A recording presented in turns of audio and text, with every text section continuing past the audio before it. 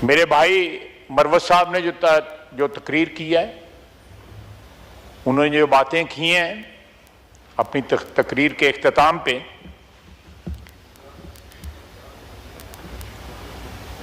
वो भी अच्छी हैं, कंस्ट्रक्टिव हैं। लेकिन जिस तरह उन्होंने गिला किया कि वो मुझे आके मिले, असेंबली में मिले, कोई ये नहीं कि मुझे पार्लियामेंट लॉजेस में मिले, चंद लम्हों की मुलाकात थी, उनकी पार्टी जो है, जिस तरह पंजाबियों में कहते हैं, उन्होंने पीछे पै गई। बाकी किसी ने क्या क्रिटिसिज्म करना था। यहां पे ये माहौल बन गया है कि अगर अपोजिशन का कोई मेंबर किसी सरकारी पार्टी के बंदे से मिल ले तो उसकी पार्टी जो है उसके खिलाफ जो है अलम बुलंद कर देती है। ये कितनी ट्रेजेडी है हमारी पार्लियामेंट्री हिस्ट्री की। पीपल्स पार्टी की 90 के दहाई में हुकूमत थी, बड़ी तलखी थी उस जमाने में, इतनी नहीं थी लेकिन तलखी थी। शाम को अच्छा खाना भी खा लेते थे मिलके, कहीं कोसार में और किसी और जगह इकट्ठे मिलके बैठ भी जाते थे। लेकिन टॉलरेंस का लेवल जो है इतना कम हो गया है कि उनका एक मेंबर जो है अगर उसने एक दूसरे अपोजिशन के मेंबर से राब्ता किया है तो उनकी पार्टी को इतराज हो गया। ये थोड़ा सा अपने आप को टटोलने की जरूरत है, हमें भी जरूरत है, मैं उस पर इनकार नहीं करता। लेकिन इनको जरा थोड़ा सा जो है माजी के झरोकों में झांकना चाहिए कि इस ऐवान के अंदर 4 साल पीटीआई की जो हुकूमत रही है, मेंबरान के साथ क्या हुआ है। अगर मैं दास्तान सुनाऊं या शहबाज शरीफ दास्तान सुनाए कि उसके साथ क्या हुआ, जेल में क्या हुआ, किस तरह गिरफ्तार हुआ, किस तरह कैसे मुकदमे बने, झूठे बने, सच्चे बने, तो मैं समझता हूं कि जो सियासी कारकुन होता है वो जब इस किस्म की दास्तानें सुनाता है तो वो मेरे नज़दीक, ये मेरा नज़रिया है, हो सकता है मेरे दोस्त मुझसे इख्तिलाफ करें, उसकी एक अपना एहतराम, एक अपनी इज्जत होती है, एक तकरीम होती है सियासी कारकुन की, जो हमारे मुल्क में जो आहिस्ता आहिस्ता मफकूद होती जा रही है। वो जब इस किस्म की दास्तानें बयान करता है तो वो अपनी इज्जत में, अपनी तकरीम में जो है खुद कमी कर रहा होता है।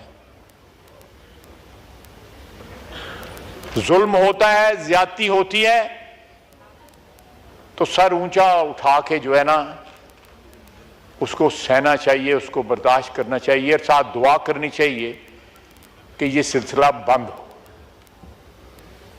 ये सिलसिला जो है वो जारी और सारी अगर रहे तो उसमें हमारा नुकसान है, इस मुल्क का नुकसान है, आइन और इस एक मुकद्दस ऐवान जो है उसका नुकसान है।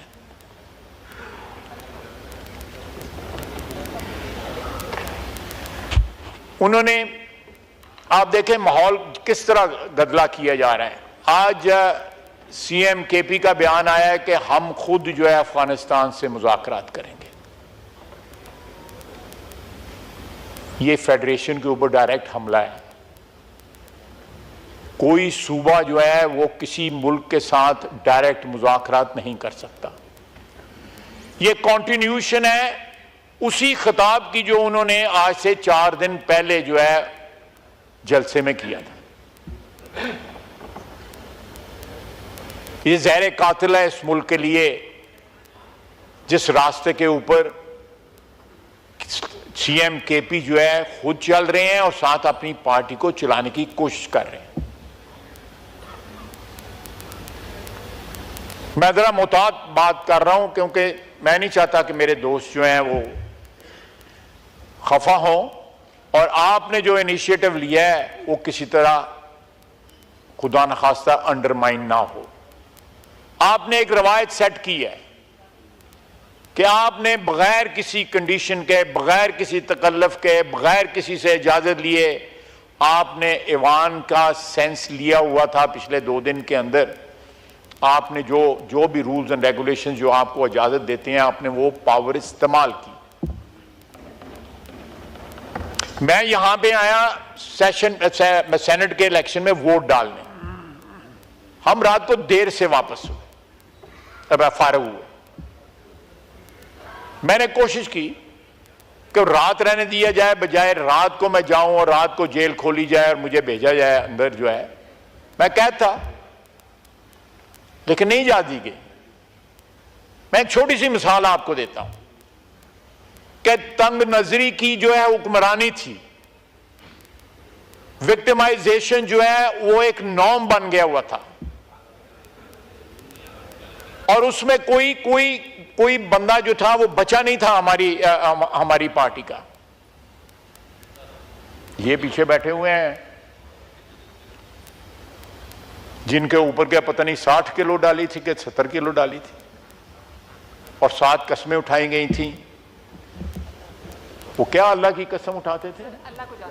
अल्लाह को जान देनी। सर ये जी वो बात तो हमने कर दी। चले नहीं, मैं वापस ले लेता हूं अगर आप हुक्म करते हैं अल्फाज।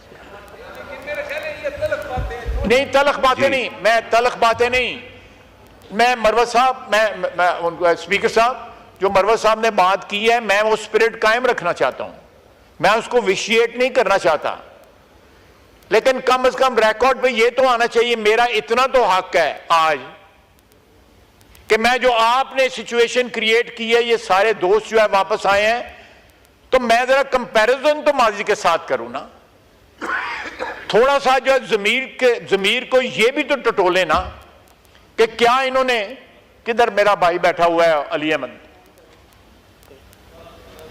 अली मोहम्मद किधर बैठा हुआ है, नमाज पढ़े, चले नेक काम कर रहा है। मैं उससे पूछूं क्या उसने आवाज बुलंद की थी उस वक्त, या उस वक्त बहुत से लोग बैठे हुए हैं जो उस वक्त काबीना में थे, ओहदों पे थे, स्पीकर साहब बैठे हुए हैं, डेप्टी स्पीकर साहब तो वापस नहीं आए, किसी ने आवाज नहीं बुलंद की, किसी ने हमें दिलासा तक ना दिया। यहां जो है हमने इस फ्लोर के ऊपर, मेहरबानी आपकी, मैं आपका शुक्रिया अदा कर, मस्ती खैर साहब तशरीफ जी, लोन वॉइस।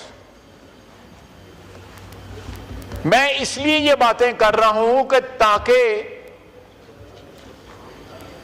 जहां आपने ये इनिशिएटिव लिया है, ये इनिशिएटिव जो है इसको दवाम हो, परमानेंस हो। ये ऐवान जो है अल्लाह के फजल से ये मुल्क कायम और दायम है, क़यामत तक क्या कायम और दायम है। ये रवायत जो आपने सेट की है, it should be followed in future. मैं वाहिद मेंबर हूं इस पार्लियामेंट की हिस्ट्री में जिसके ऊपर आर्टिकल 6 लगा था। शफकत महमूद साहब यहां पे एजुकेशन मिनिस्टर होते थे, मेरी उनके साथ जो है 55 साल की दोस्ती थी, उन्होंने मेरे खिलाफ प्रेस कॉन्फ्रेंस की। मैं FIA के दफ्तर एक दफा नहीं को 10 दफा जाके मैंने पेशियां भुगती, और पूरी कबीना जो है, उस कबीना के मेंबर यहां पे बैठे हुए हैं जिन्होंने मुझ पर आर्टिकल 6 लगाया। मैं वाहिद मेंबर हूं जिसके ऊपर किसी कबीना ने आर्टिकल 6 लगाए। और किस लिए?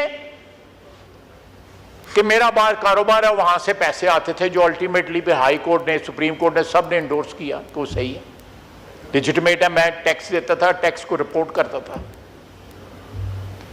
तो किस एक्सट्रीम तक गए हैं। मैं आपको एक बात जो है अपने एक्सपीरियंस की बताता हूं।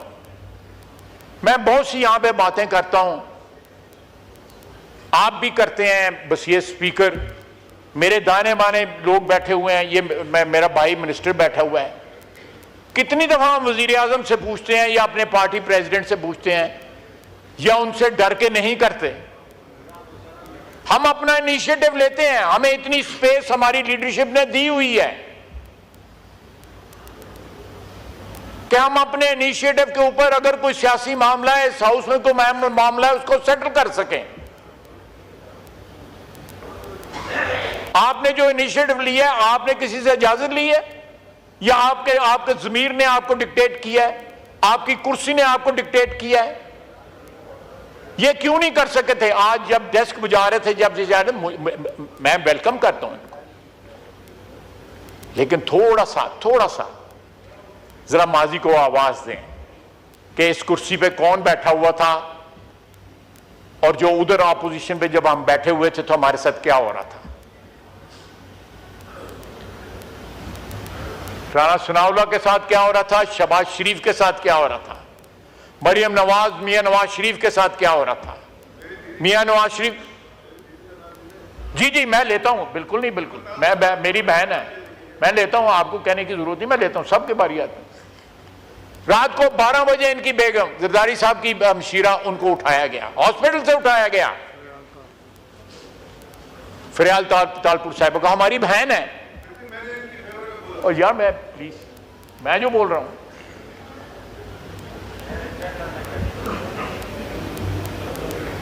आप देखें ये रवायतें, अगर ये रवायतें आप फॉलो करें या हम फॉलो करें, इधर से किसी को गिला नहीं होना चाहिए।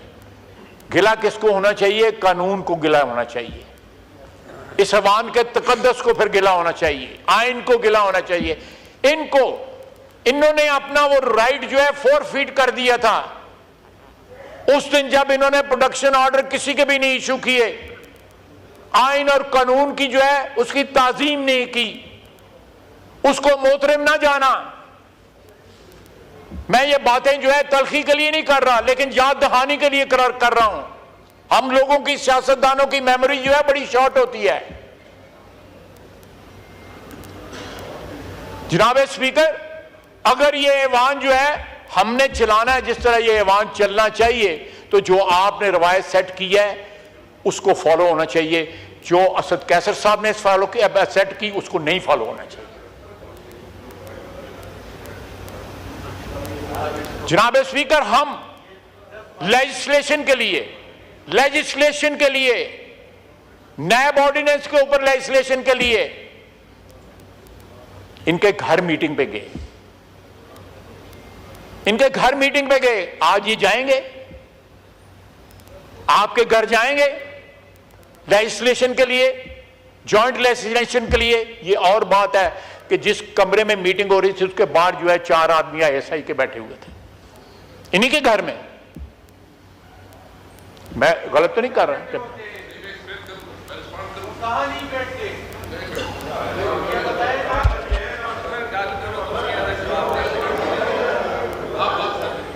जी बस।